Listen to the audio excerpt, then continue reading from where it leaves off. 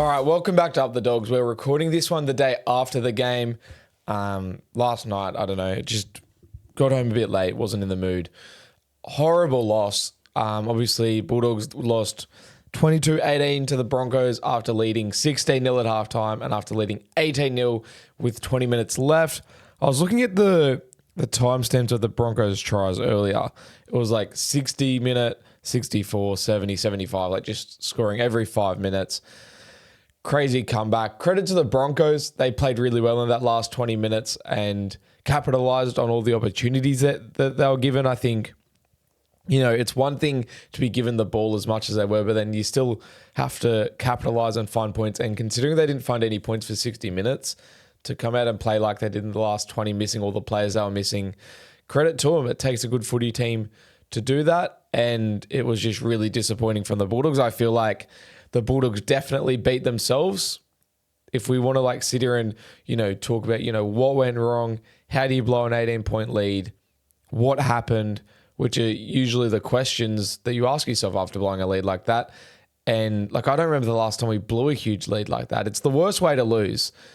I genuinely think I'd rather get just flogged than blow a huge lead. And obviously we've been on the other end of games like that where we came back and we beat the Raiders earlier in the year. We came back and beat the Roosters earlier in the year. And they're very fun games to win, but obviously we now know firsthand that and we could have guessed as well that they're not very fun games to lose. So very, very disappointing. I thought the first 60 minutes and mainly the first half, we played really, really well. And we were literally just dominating. I was sitting there in the stadium, in the kennel, just watching the game, just saying this is just domination. We're literally just all over them. This one's over. We've won this game. And that in the first half when it was 12-0, just because of the momentum we had and the way we were playing, we were just all over the Broncos. The Broncos just weren't in the game. And our game plan was just doing really well. We were completing our sets. I haven't seen the stats, but it felt like we were completing high. And then we were finding points. It was going really, really well. And then in the second half and in the last 20 minutes, we just went away from what was working. We were up 18-0 and still, forcing passes and just not completing our sets. And then the errors. At the end of the day, if somebody, if you've come up to me and you've gone, what went wrong, Winston? Why did they lose that game? Why did they blow that lead? It was our errors. And a lot of people are already blaming the ref. Sure, there was a couple of questionable calls. They were Preston when he didn't go out and stuff. But bro, the errors that we made and then even penalties we're giving away, you can't do that. And especially with the Broncos, you can't give them the ball that we gave them. What did we expect to happen? Just error after error after error. You can't make errors like we were making errors.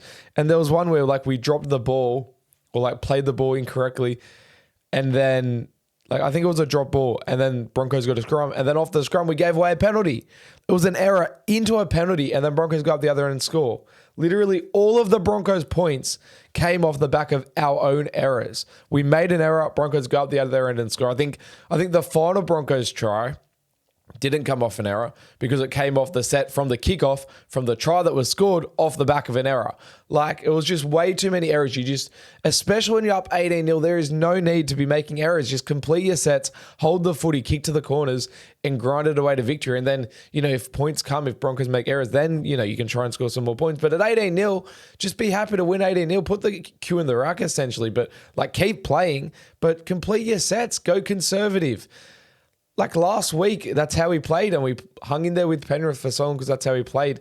And errors, silly errors here and there cost us last week. And then this week, just so many errors and going away from the game plan. That's where the game was lost. It was by making way too many errors and handing the ball over, and it was by going away from the game plan when you're up 18-0. If you're up 18-0, the game plan's clearly doing well, so just stick to it. And there was just some pretty average performances across the park. I think there was some players that just made way too many errors or poor passes, poor decisions. And before we get into that, I do want to give a shout out to Anara Tawala who made his club debut. I thought he was solid. He wasn't perfect, but I thought he did his job and he was solid. He didn't do too much wrong. So massive shout out to him for making his club debut. It's I think the elephant in the room and where a lot of the fingers are being pointed is Lachlan Galvin. And the Galvin situation is very interesting. I realized yesterday, watching the game, I realized that Galvin is now, obviously, he's played 4 games for us now. In each of those games, he's worn a different number. So he debuted with 23 off his back. He was named on the extended bench 23 and then came off the bench. Came on with, 15 minutes left, steered us to victory. Then the next week, this is excluding buys, the next week or the next game, he started at 5/8 with Burton out for Origin. Started at 5/8 and we won. Then the Panthers game, he was named in the 17, came off the bench with 30 minutes left, so different to the Eels game. Came on and sort of disrupted it a little bit, and obviously we lost that game. And then yesterday, he was named in the 14 jersey, but then started at 6, and yeah, he just wasn't good. And look, I'm not blaming the loss on Lachlan Galvin yesterday because it wasn't just on Lachlan Galvin. Did Lachlan Galvin contribute to the loss? Yes, but I think everyone contributed, however you want to pronounce that word. I think everyone contributed to the loss. But I think Galvin, if we want to put a microscope on him, there was a lot of poor decisions and a lot of poor passes he made. Even the first try we scored came off the back of a really bad pass he threw. And like, if you look at the stat sheet, he made 1 error. And that is so misleading because if you also look at the stat sheet, Matt Burton made 4 errors. And so many of those errors were off the back of Galvin throwing really, really bad passes to Matt Burton, whether it was behind him or in front of him or hospital balls. And I just think his passing and decision-making was a bit off. He also had some good moments, though. Like, Galvin also had good moments and he set up a bunch of tries. So that's where I'm like, the loss isn't on Lachlan Galvin directly. Did he have a great game? I wouldn't say he had a great game, but as I just said, I don't think anyone in that team had a great game. I thought Burton played well. I think at the same time, in saying that, like, Burton played well at centre, but I think it also showed that Burton needs to be in the halves. I think Toby Sexton went missing at the back and Galvin went missing at the back end, and I just think like Matt Burton is our 5/8 and he is a 5/8, and I think once again that's been proven that he needs to be in the halves with his hands on the ball and making an impact on the game, especially late in the game. But yeah, he did a job at centre, and I haven't watched the press conference fully, but I read somewhere that Serrato said that Burton was going to be 6 and they were going to do the whole Galvin disrupting the entire team thing. And then during the week, Burton was like, nah, put me to centre and start Galvin, apparently, just this week. And I said during the week ahead of Team List Tuesday that I was happy for Burton to play centre just for this week with Critter and Karaz out. I think I said it felt like a better 17. Like, if Serrato's trying to pick the best 17 each week, I feel like this week's best 17 with the players available was Burton at centre and Galvin in the halves with Sexton. And I think, next week when Karaz is back and Critter's back, the best 17 is Burton back in the halves. And the halfback next to him, I think Toby Sexton is playing really, really good football. And I think he's easily playing better football than Lachlan Galvin at the moment, to be honest. So it's like kind of hard to drop him, but Galvin just can't keep coming off the bench. I know this week he didn't come off the bench, so it's more of a talking about from last week, but we need stability. Like, we're desperate for stability, and I really start to question what is the impact that Lachlan Galvin has made on this team. Now, as I said, you can't blame Lachlan Galvin for the loss yesterday, but you can point the finger at him coming into the club and the domino effect that it's had on the rest of the team. And we'll get to some of the very large dominoes that fell, including Toby Sexton and this morning Reid Mahoney. But the smaller dominoes that are falling is like the team chemistry and like the culture. I feel like there has been a little bit of a minor shift there. And then just combinations on the field and chemistry on the field. And even with the wingers swapping and like Bronson Cherry playing right centre instead of left centre to accommodate Burton at left centre, to have Galvin start at 5'8", I just feel like him coming into this 17 has really disrupted so many combinations and so much chemistry. And it's going to take a little bit of time to build that. But when he came in, I said we were in first, so we had the luxury of being able to bring him in and have it impact the team for a month or so while we rebuild those combinations. But the issue is he's played a different position every week. So he's been here for a month and we aren't any further ahead on building combinations and building chemistry. We need the stability to then have all that come off the back of it. So I think either Gavin's got to go to Cup or he's got to be the starting halfback. That's how I feel. Or have him play lock off the bench. Or here's an alternative. If Cameron Cirrado is so set on Sexton playing hooker at the back end and Reid not playing 80, which Reid played 80 yesterday. So I don't see why Reid can't keep playing 80 minutes. But if that's what Cirrado wants with, Sexton playing the back end at hooker, start Galvin at halfback and just have Sexton come off the bench. Like, you can't be disrupting the halves game. Once again, this is more of a talking about from last week because there wasn't the big disruption yesterday, and it's not Galvin's fault yesterday. But I'm just like, I feel like the signing of Galvin has had domino effects through the team in terms of combinations and culture and chemistry and just, sort of disrupting that balance of the 17. And it needs to be patched and it needs to be fixed. And Galvin either needs to go to Cup or he needs to be the halfback or play him, in the middle off the bench. I don't know. It's just, I think the Galvin signing a month on, there's more questions than answers. And when we signed him, there was a lot of questions. And now I feel like there's still just more questions than answers. None of our questions were answered. And I just think Cirrado probably has to bite the bullet and make a decision that brings stability to this football team because we're now 9 games out of finals. We've just had our first back-to-back losses of the season. We're 2-2 in the Gavin era. I think we'd only lost 2 or 3 games before we signed Gavin, and we've just lost as many in a month with Gavin in there. And once again, I'm not blaming Gavin. This isn't on Gavin. It's not like he's come in and played really bad. But the signing of Gavin, I think you can point the finger at that. And I just think a decision needs to be made to bring stability into this football team so we can make a run into the finals and get the combinations back and get the chemistry back and get the balance through the 17 back. And now that the origin period's over and we're going to have Critter in every week and Kraz and King and Man all in there every week and not just leaving every second or third week to origin, I think now is the time to make a decision. Who is your halfback? What is the 17? Whatever the 17 in finals week 1 is, that needs to be the 17 against the Cowboys, in my opinion. But yeah, just a really tough game yesterday. Like, you just blowing an 18-0 lead just isn't good enough and it just hurts so much.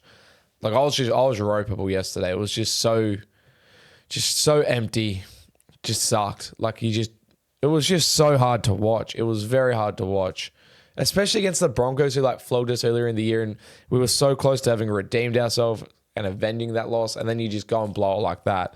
And I was speaking to some people that were in the sheds after the game, some people close to the, Cirrado or whatever, and close to the team, and apparently Cirrado told the players, get a mirror and look at yourselves in the mirror because that performance, that last 20 minutes was not good enough to be playing finals football. And 100% it's exactly right. That's pretty much all I'm going to say on the game. Like, it just across the board wasn't good enough. I feel like I've said all that needs to be said around Galvin. Yeah, if there's anything that I'm sort of forgetting that's worth touching on, I apologize. I will say Toby Sexton to Catalans, that's officially signed there for 2 years. I just want to give a massive thank you to Toby Sexton for coming to the club when he did. And he came at literally our lowest point after we lost 66-0 to the Knights. And he went the hard way about getting himself back into the 17 in 2024 and then took us to the finals. So he literally was a big part in taking us from the very bottom back into the finals.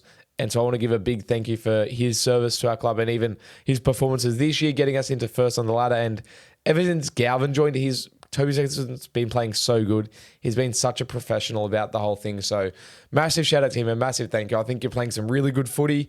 And I hope he goes and kills it in England and gets back into the NRL with a bump in his contract and earns the coin that he probably deserves to be earning at the NRL level. And yeah, I hope he goes and kills it. And I just wish him all the best. I'm really sad to see him leave. But at the same time, it's a professional sport and it's a business. And realistically, I don't know if we're going to win a comp with Sexton as our halfback. And yeah, realistically, it's been well documented that we did need an improvement somewhere, whether that's a halfback or maybe fullback. And is Galvin an improvement? We don't know yet, but we have Mitch Woods waiting there as well. I think he was always going to be leaving. So it is what it is. I just wish him all the best. There's no hard feelings from me. I love Toby Sexton. I love what he did for us, and I'm very grateful for what he did for us. And then it's honestly the same sentiment with Reed Mahoney, I think we all knew that Reed was leaving and the writing was on the wall, and there'd been reports for ages about Reed leaving. And I think the Reed one is probably unrelated to the Galvin one, to be honest, just because of all the reports dating back to the off season. But pretty much like I said with Toby Sexton, I'm going to miss Reed Mahoney a lot. I think he brought a lot to this football team, especially, and I spoke about this at length on a podcast I did with Rugby Guru. So please go check out. It's actually a really good listen. We talked a lot about like Galvin coming in and the future of Reed and the future of Toby and just the future of the club generally with Mitch Woods and stuff. It's a really good listen. So if you haven't listened to that, head to Guru. It was like a couple of weeks ago. It's a really good listen. But like, I'm just so grateful for what Reed Mahoney did for us. I think you talk a lot about, like when Josh Addo-Carr left, everyone was sort of talking about, how he came to the club before anyone. And I think Fox and Burton were the first guys to come. But Reed Mahoney and Kickow, but Reed Mahoney was very near the start as well. He came and, like he played in a grand final and was having such a good season at Para and left that to join the Bulldogs. He signed to play under Trent Barrett. And then like Trent Barrett wasn't the coach anymore. Like he had to play under a coach that he didn't sign with. And had the 2023 season. He came in, was named captain. He was thrown the captaincy. All this pressure was piled onto him. And he didn't have his best season. And he would have just been questioning everything. But the fact that he stuck with it and almost played more into the captain's role in the second season in 24, where he sort of took the lead on like what other people are calling, that he's a grub, where he was the first person to start standing up for his teammates and for himself and for the club, and stopped letting us get pushed around. And that whole thing's well documented, where they were in a video session and Serrato was like, guys, what are you doing? Like, you're just letting your teammates get pushed around. And Reed was the guy that stood up for the club and for his teammates and really led the charge to turn things around. And he was in here in 2023 in that really bad year with the really bad losses. He was the captain in those really bad losses. And I just think for him to stay strong and do what he's done, and he's another guy that's playing very good football. Like, I thought yesterday he had a really good game, and I thought last week he had a really good game. So, yeah, I think it's really disappointing to see him go. I think it sort of turned into it's a bit of a funny one, because like last year he was a bit of a cult hero and everyone was loving, the grub tag and stuff. And then this year the media sort of turned the fans against him. But I'm really grateful for what Reed's done for the club, and like I'm going to miss him. But I think he's going to do really well at the Cowboys. I think they need a hooker and he's going to kill it there. It sort of is a bit confusing on like what the way forward for the Dogs is. I guess Bailey Haywood obviously probably going to be the hooker moving forward. But yeah, I don't know.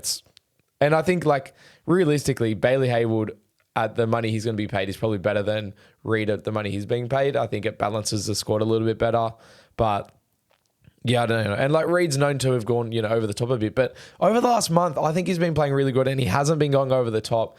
And yeah, I don't know. I'll miss him. But at the same time, I do understand sort of the decision for him to move on, especially when, it seems like it was unrelated to the Galvin stuff as well. But yeah, it's pretty sad to see him move on. And I wish him also nothing but the best at the Cowboys. And just like very grateful for how he helped turn the club around as well. I don't think he gets enough credit for some of the stuff he's done to help the club turn around. But yeah, shout out to Toby and Reed. It's sad to see. Like, it's such a fun team to watch, and you get so connected to the players, and it's a business, and this is what it takes to, make moves to win comps. But it is still sad to see guys like these guys especially have to move on. But it is what it is. At the end of the day, we're fans of the club, not fans of the individuals, and we'll just have to keep supporting through it all. And, when we eventually win a premiership, I think we can look back at those guys and still acknowledge what they did for the club, but we'll also acknowledge that it was, in hindsight, probably the right decision. Hopefully, at least. If we go on and don't win comps, then it's completely different. But I'm confident we're going to go on and win comps. So, yeah, we go on to next week with the Cowboys. Don't judge them on their worst performance. Judge them on how they react to it. Hopefully, next week we get a reaction and we get a response, and they go to North Queensland and they make a statement against the Cowboys, and they show what they showed last week against the Panthers, and they go, nah, we're here to win a comp. We're here to compete for a premiership this year, and we see a lot more positive signs. Team List Tuesday is going to be interesting as well. I personally think that Serrata will just go back to Gavin on the bench, burden in the halves, just like against Panthers.